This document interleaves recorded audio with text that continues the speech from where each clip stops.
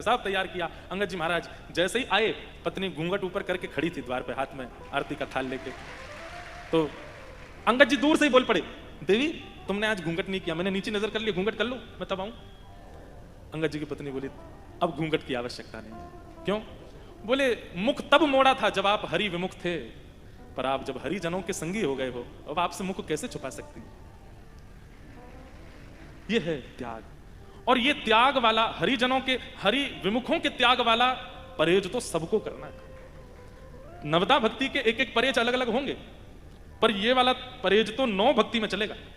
तजोरे मन हरि विमुख को संग। और उसके बाद पता है क्या हुआ? अंगद जी घर आए, पत्नी से बोले, पत्नी बोली अब देख लीजिए मुझे जी भर के, 9 महीना हो गया आपने हमको देखा नहीं, आप तो देख लो।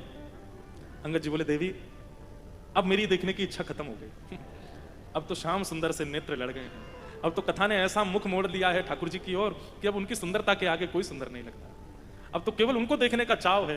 अंगद जी की पत्नी तो भाव विह्वल हो गई कि बोले मैंने तो ऐसी उम्मीद ही नहीं की थी कि मेरे पति कभी ऐसे हो जाएंगे। तो कभी कभी हरिजनों का इस प्रकार चतुराई से त्याग कीजिए कि उनको आभास भी हो जाए कि उन्होंने कुछ किया है, और आप उनका संग भी ना छोड़ो। कभी कभी ऐसे त्याग से भी उनके चित्त में परिवर्तन आ जाता है।